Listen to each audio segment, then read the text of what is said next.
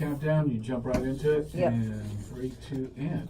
And thank you very much for listening. And before we start this conversation with Tom Burgher, who is of the Seaside Gallery downtown Pismo Beach and the Slowpoke, I want to thank our sponsors. That would be Robert of Dr. Electric, Anita Shower, Miss Etiquette, Bobby Diamond of Diamond Jewelry and Loan in Santa Maria, Tom Rader of Mongo's, the Three Fat Guys Diner and the Oyster Bar, Jim Dritzis of Dritzis and Company, Tom Giesland, Enrolled Agent of Nipomo, Coco's Restaurant with Larry Pooter in Pismo Beach. Remember, they have wonderful chocolate chunk cookies. Corky Henderson, Professional Fiduciary, and our newest sponsor, Finn's Seafood Restaurant with Bruce Van Vork, with fabulous food, expressive libations, wonderful music, and the dunes as your backdrop. So here we are with Tom Burgher, which makes me very happy. And I'm going to give you a little bit of background of his art credentials. So he's a professional fine art photographer, and if you haven't seen his photographs, you may go into the gallery, I'm sure, and see some, or come to the Slowpoke. He's a juried artist in Santa Barbara Art Association, member of the Malibu Art Association, owner of Enterprise LLC, member of Arts Obispo, frequent participant in open studio tours, and chairman, Central Coast chapter of the California Art Club, which is what we really want to discuss in one momentito. And he's been appointed to the advisory board of the 110-year-old California Art Club, and he was with the Parks and Recreation and Beautiful Commission for the city of Pismo Beach, and he was very instrumental in the execution of a successful public art program. How's that? That's pretty good, Anita. So, let me thank you very much for inviting me on your program. This is fun, and it's a different way of being able to talk to people than we normally get in the gallery or online. So it's just kind of more fun.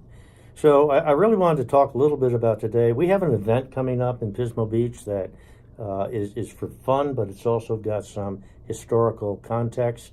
As part of the California Art Club, we've done a call for artists for a paint out, as they call it, on May 11th. And a paint out is where artists gather in an area and they paint the subject matter there. And the theme we came up with for this year was Pismo After Dark. Now, the thought on this was, first of all, Pismo is changing rapidly. Very much so. Even in the 12 or 15 years I've been in that town, it has changed radically. And with the two new wonderful hotels we've got, it's changing even more. New buildings going up, new houses going up.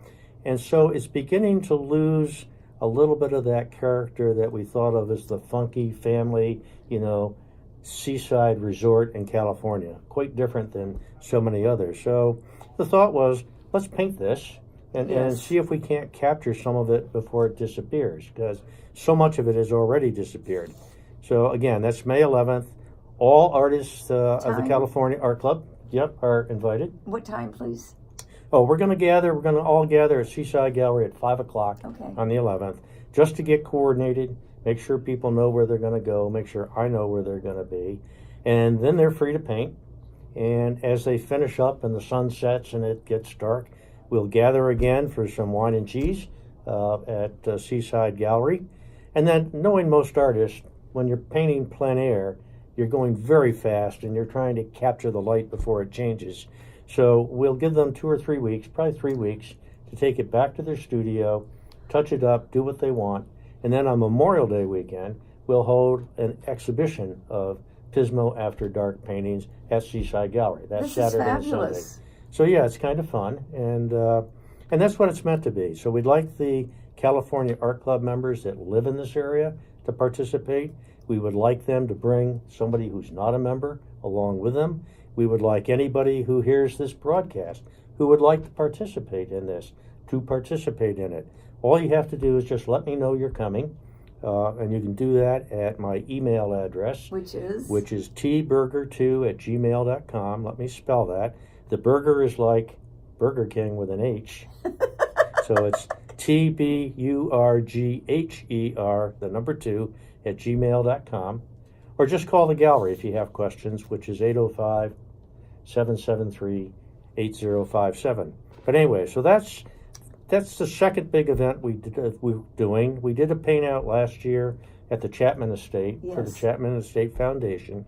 We had 7 artists, that's what they limited us to. They came up with more than 7 paintings. We had an impromptu auction. All of the paintings got auctioned off. Everything got sold. We were able to contribute, a fair amount of money to the Chapman Estate Foundation. And, the artists got some money out of that as well. And the Chapman Estate Foundation has asked us to do that again in this September, and we will do that again. So we're trying to make the Central Coast chapter of the California Art Club, a very active chapter. So our extent is we're pretty much the whole county of San Luis Obispo. Ralph Waterhouse has the chapter lead for Santa Barbara County, and there's another one up in Monterey. And where do you fit in now? Where do we fit in now? Where do you fit in now? Aren't you a big part of this? Well, I am the chapter chair of this. I'm the chairman of this thing. And I'm really honored to be that, because although I have a photographic talent, photography is not part of the California Art Club. It's painters and sculptors historically. And so I'm really the only non-painter who is a chapter chair. And I'm pretty outspoken, as you know. So yes. So long as I don't step on any toes, I think it's valuable. And so this is kind of new to me. Not the California Art Club so much as art overall. My career was aerospace from the day I graduated from college until the day I retired 45 years later. My stepping into the art world came about because we bought Seaside Gallery here in town. And when was that? And that was 2008. Wonderful year to buy it. Same year that Wall Street melted down. So gee, it's been quite a while though. It's been 11 years that we've owned the gallery. So my 5-year exit plan is come and gone. Well, no, so. but it's one of my favorite places, and I'm a real proponent of the Slowpoke, which you also put on. That's true. And so over time, as we, it was a business. That's what it was to me. And I thought about retirement and really, am I going to play golf every day? No, you are not. It's not me. No. And so it was a business. It keeps me doing things, which I like. And the other thought was, nobody ever buys art in a bad mood. So how can it be a bad business? Well, that's another subject for another day. But from that, we developed, as you just mentioned, the Slowpoke Art of the West show, which was a gallery show for 5 years. And now for the last 4 years, it's been an independent business. We held it 2 years here in Pismo Beach, and now we're in our 2nd year in Solvang. Are you going to be in the same spot? We're going to be in the same spot. We're going to be at Flag is Up Farms in Solvang, which is owned by Monty and Pat Roberts. Monty Roberts is the horse whisperer. So here we have a Western art show, if you will, Art of the West, on a Western horse ranch, and it's just perfect. So, do you like it better there?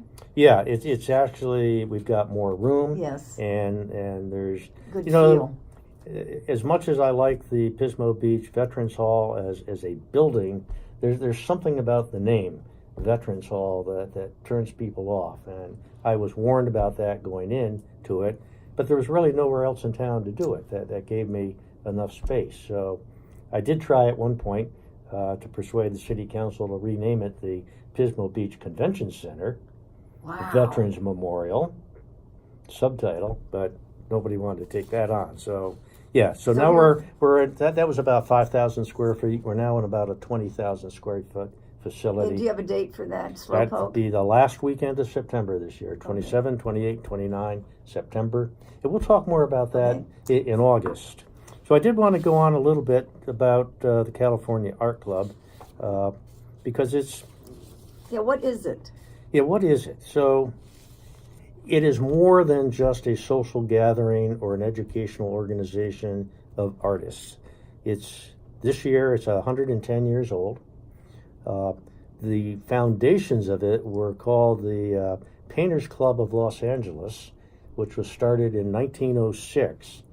And after about 3 years, it reorganized itself as the California Art Club because they wanted to include women painters in the club, and they wanted to include women in the social activities and in the exhibitions. So to bring that about, they reorganized it and they called it the California Art Club. And one of the very first presidents of it was William Wendt, W-E-N-D-T. Mm-hmm. He was an artist born in 1865, just the end of the Civil War, lived until 1946. He was a painter, and his wife, Wendy Wendt, was a sculptor of note at the time. So he took it for the first 5 or 6 years and created an institution that had both importance in the local art world and prestige. And the club has only grown ever since then. And one of the things that impressed me as I became involved with the California Art Club was that you look over 110 years of the painting, and they're published in 2 different books that you can buy from the California Art Club. One's called California Light, and it's a century of landscapes. And the second book is called Painting California, which is the seascapes and beach towns. And so this includes art from artists that date from before 1910 all the way up to the current day. And so this one must have come out recently, did yeah, it? this one came out about 2 years ago. This one came out about 5 years ago. And if you're listening, I want you to know that Tom Burgher is sitting with us in the studio, and we're talking about art. So when you look through the art, and the books give you the opportunity to, compare over a big period of time. If you go to a contemporary art show, you're seeing the art of today, and you don't really realize how it relates to the art of yesterday. So we brought up William Wendt as the first president, and so I looked up one of his pictures. And the first picture we're going to describe to you over the radio here, so maybe you can picture this as you see it. Think of a painting that's about 30 by 40 inches, and it's kind of split down the middle. The top half of the painting is a sky, and it's rather yellows and oranges and very misty, like kind of the haze you get in Central California. And then the lower half are the rolling, very gently rolling hills and pastures of San Luis Obispo County. That's exactly how it looks. In full flower with orange poppies everywhere.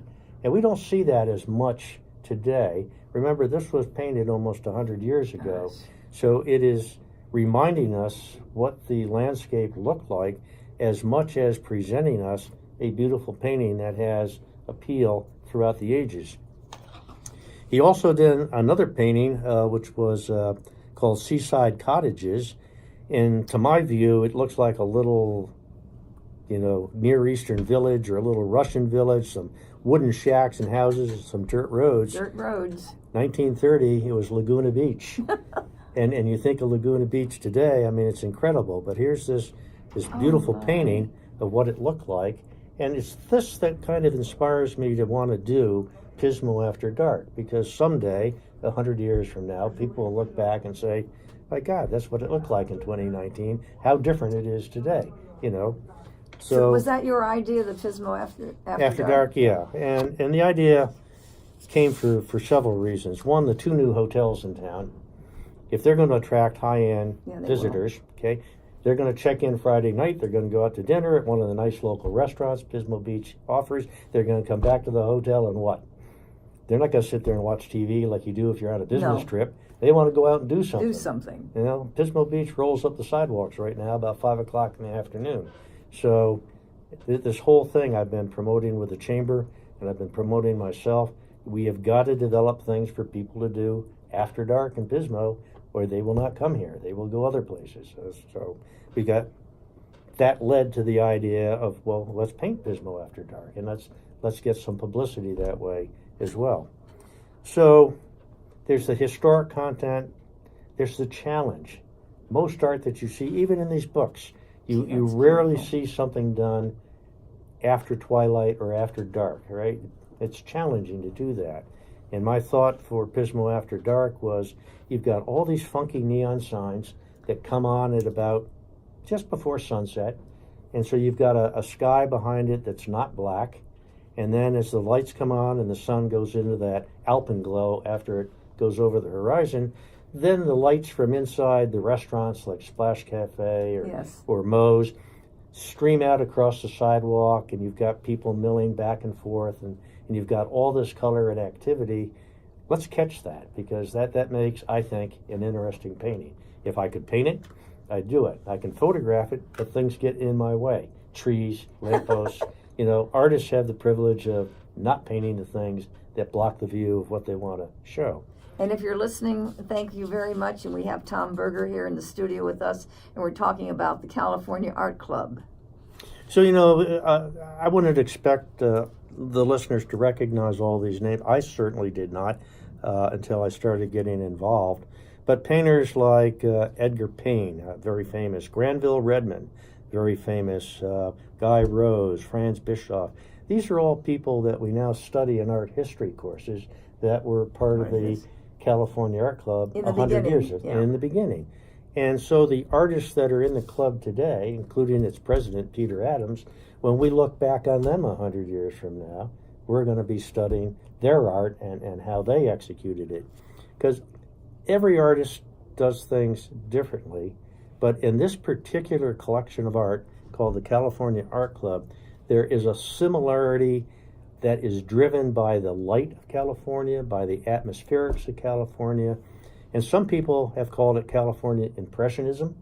I think that's a good term. Do you like that? That's a good term. Others look at it as traditional art. I would change that to California Traditionalism.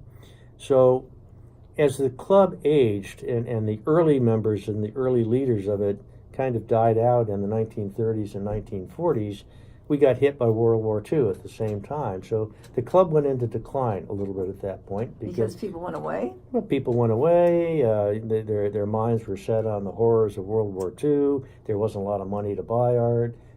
So it kind of went away. And then in the 1950s, when the economy began to rebound, we had the modernist movement come on. We had the Jackson Pollocks who would fling paint around on a canvas.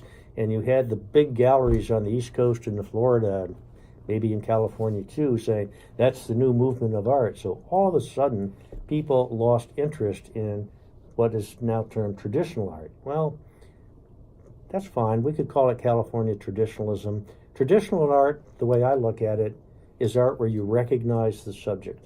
The subject is identifiable. It's a barn, it's a horse, it's a mountain. If it's unidentifiable, that's abstract art. And that's the art that began to dominate the art scene, particularly in New York and the East Coast in the 1950s, right up to about the 1990s. Now, part of this you said was sculpture. When did that happen? Sculpture from the beginning. Because from the very beginning? Wendy Wendt was a sculptor of note. She was the husband of the first president. And so sculpture has always been a part of this. It's not pictured in these books. I think that's the next one California Art Club needs to do, is put together a book on the sculpture over the ages. But, the sculptors that I've met in the club are very insistent that when we hold a paint out, that it's a paint out and sculpt out. Are you going to do that too? Well, I don't have any sculptors here to do it, but I would. And because sculpture is a whole different form of art. And when you look at it, we in Seaside Gallery have probably the biggest collection in the 3 counties of San Luis Obispo, Santa Barbara, and Ventura County of original sculpture. And, people don't really know what to do with sculpture because it's... Well, you enjoy it. You enjoy it, but, they know what to do with a painting. What do you do with a painting?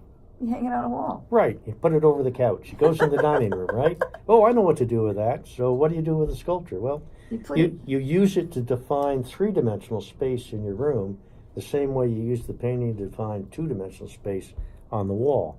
So sculpture, it's a longer-term sell, but when people come in, they will put the money up to buy good sculpture. And we have some just really excellent beautiful sculpture. pieces. Yeah, we absolutely do.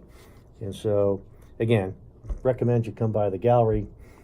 Many of the artists that we have in the gallery are also members of the California Art Club. Maybe give everyone the address, please. Yeah, the address of Seaside Gallery is 580 Cypress Street. It's right downtown. It's 1 block from the beach. It's basically across the street diagonally from in at the pier. We'll be 1 block away from the new Marriott Vespera Hotel. How are they doing over there? Oh, they're coming together. Good. Yeah, no, we're going to be working together with the Vespera Hotel. Very good. You're going to have some artwork there. We're going to be more than artwork. We're going to be coordinating events and so on together. That's so we've terrific. been having some meetings. That's a subject for later Yes. as it develops. But they're looking like they will open in late July or August. Now, how does someone become a member of the California Art Club? Is it open to the public? Anybody can become a member of the California Art Club, but not anybody can become a juried member of the club. So there's a skill level. So we have memberships that start as a student membership at $25 a year, or somebody who might be, in their 30s, a little bit younger, but already a professional artist. There's a mentor program for them, which is $60 a year. And then anybody, you, me, if I could paint or if I could draw a straight line with a ruler, I would apply, can become an associate member for $85 a year. Now, what does that get you? And I'll go on in a minute. Yeah. That gets you recognition as a professional artist. That gets you the ability to find mentors to work with who are beyond you in skill level and can bring you up. It gets you participation in certain shows that are sponsored by the California Art Club and events like paintouts that they do with signature members and so on. So you can go to those things and paint alongside somebody who's a signature member and, have your artwork critiqued as you're doing it. And that's really valuable. Now, to become a juried member, then the signature members of the club look at your application to be a juried member. To see what you've done? To see what you do, see how good you are, see how you handle drawing, composition, color, emotion, why you paint, all those things. And when you get juried in, now you've got prestige associated with it because not everybody gets juried in. And to give you an idea, overall, the membership of the California Art Club is about 1,600 artists across California and other states. Only 340 members are juried members. Not a great percentage. So really tight percentage. Yeah. And out of the 340 juried members, only 80 members are signature artists. So when you're a juried member or a signature artist member, you're kind of at the peak of your career. Yes. If you're a good artist, you're still learning. And I heard a wonderful talk by a professional artist named Bill Anton recently where he said the difference between an amateur artist and a professional artist, and he's clearly a professional artist, is he says a professional artist never arrives. And somebody asked him what he meant by that. He says, well, it's kind of like your GPS. You finally get your destination, you have arrived. The amateur artist finally paints a good painting, and look at that, I have arrived. He says the professional artist never stops learning. And he or she always looks back at their art and wonders why they painted so terribly a few years ago. So, being a signature member or a juried member, you've climbed that ladder, and that's where the prestige and influence of the club comes. So, kind of wrapping this up a little bit on the California Art Club, the current president is Peter Adams, and again, works with his wife, Elaine Adams. Peter took it over at invitation in 1993, and that the club was lagging a little bit then, and he has built it up almost single-handedly with his wife into the organization that it is today. It once again has the prestige and the influence.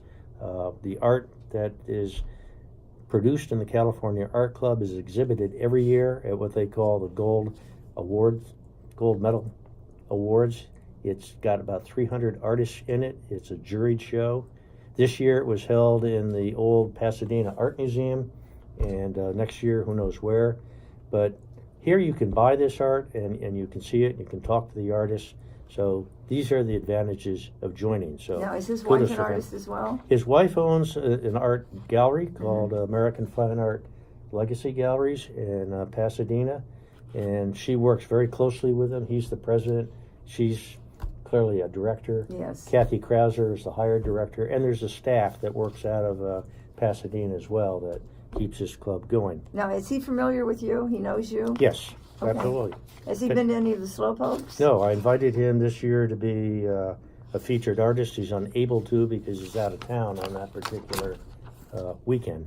So, but no, they know us and I know them.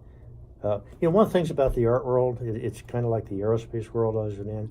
It turns out to be a small world, and you run into people you've known all your life but didn't know. And so that's the advantage of the California Art Club.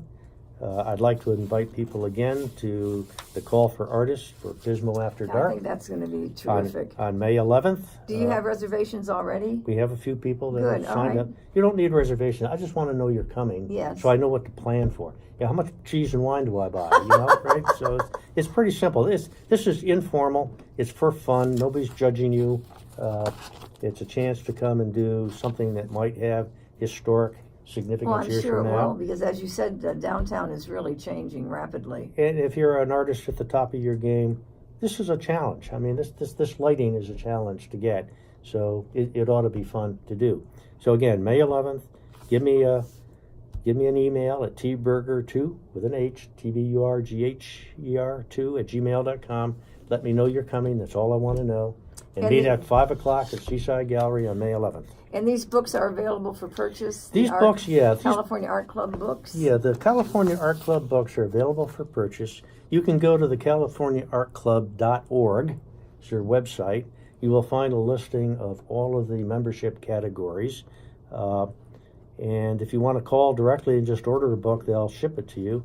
Their number is 626-583-9009.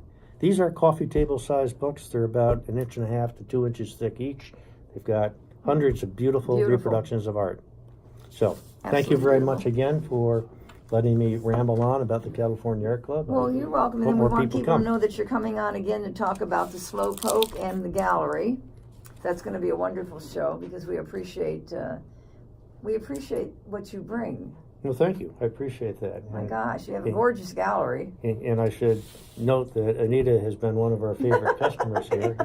And she has bought both identifiable and unidentifiable art. What is that? and mixes it well, abstract and traditional art. And she's got some beautiful pieces. Thank you. We want to thank Tom Burgher. We want to thank Scott Taylor for his wonderful footwork on the keyboards. And we have an etiquette thought for you for today, because that's what we do. We present you with a little bit of that.